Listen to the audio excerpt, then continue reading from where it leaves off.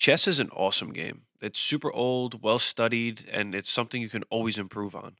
It evolved from an old Indian game called Chaturanga and continued to evolve until the 16th century, which is the chess we know today. In this game, your goal is to checkmate your opponent's king or trap him so that he has no squares to move to.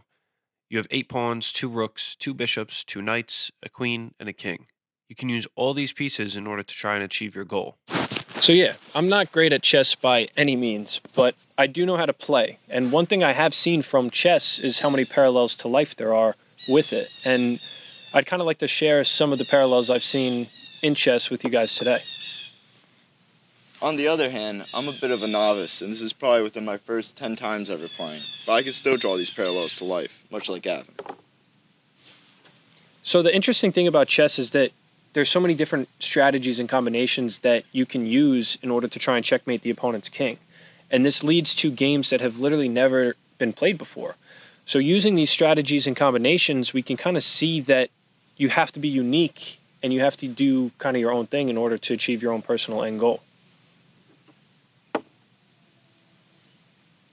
Like chess, there's a million different ways to play this game we call life, but they all have one thing in common: building on your previous move. With that being said, a lot of players like to use structured moves and openings in order to try and get to a position that's familiar and known. These openings allow players to set up the board in a way that they think is advantageous and gives them the best shot to succeed. Sometimes preparation goes a long way, and it can be the difference between knowing where you are and being lost. As they say, failing to prepare is preparing to fail, and it's no different in chess. When the game starts to become intuitive, logical, and not really memorized, that's where it gets interesting. Each piece moves in its own unique way, and we can kind of think of that as our own set of personal skills. It's important to know how these pieces work, especially in conjunction with each other, in order to give us the best chance of winning the game. In chess, we use these pieces in combination with one another to try and checkmate the opposing king. In life, we can use our own personal skills to propel us forward, but much like chess, it's important that we understand our strengths and how to utilize them in order to achieve our goals.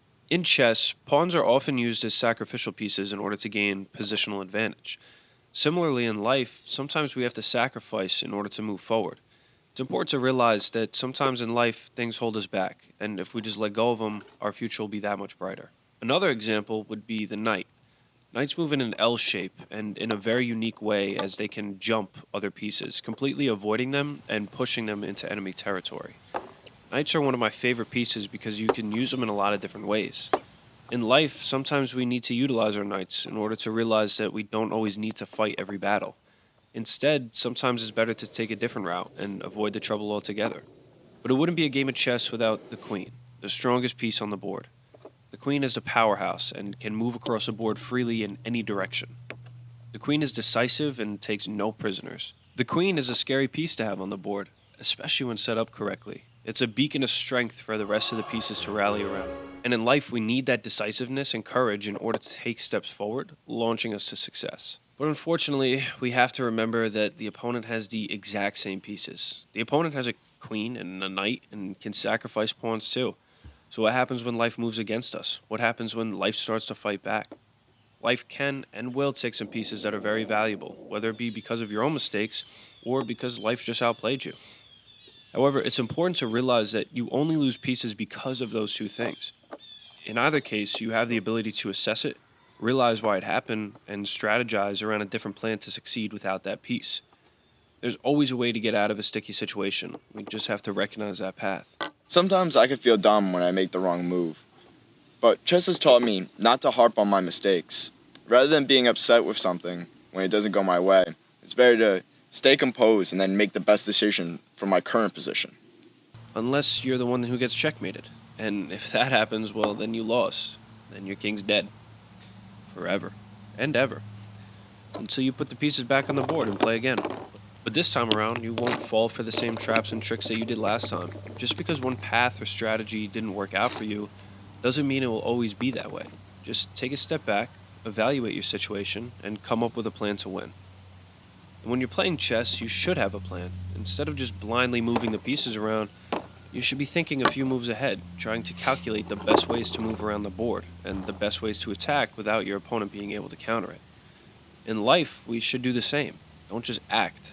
Think about what you're doing and be intentional with the steps you take. Every step has a compounding effect towards your future. Every step matters. You really shouldn't waver or buckle under pressure if your opponent's trying to attack and your pieces are well defended. You should really go for the kill and stay on the offensive. Similarly, if your opponent's attacking you and that attack can kind of just be sidestepped, don't really worry about it. Only manage it enough so it doesn't grow out of control. For instance, when I would first lose a piece, I would start to panic, throw away my game plan, and I would just try to retaliate and take one of their pieces back. But I've come to learn that's not always the best option, and that I should never rush myself. And with each step towards our attack, we can see our plan unfold. And when we take pieces, we can gain momentum. When momentum's on your side, keep rolling. And if your plan's working, don't change it. The saying in life goes, if it ain't broke, don't fix it. And the same goes for chess. You don't need to be too fancy or flashy. Just do what works and get the job done. And when you finally do checkmate the opposing king, be a good sport. Don't rub it in that you won. Don't flaunt like you're the shit, because you're not. Your next match might be tougher, and you might face an opponent that does stuff you've never seen before. So be proud of your victory, but humble in the path you walk. If you haven't picked up the game yet, I suggest you do. It's fascinating, and there's countless life lessons on the board if you look for them. So yeah, I mean, that's all I got for today. If you enjoyed the video, definitely go check out some of my other ones. I'll link them right here. And if you want to subscribe, then you can click right here, and that would definitely be dope. I'd love to chop it up with you guys in the comments section, so be sure to comment and like and do whatever you want to do. And I can't wait to hang out with you guys next week. Peace.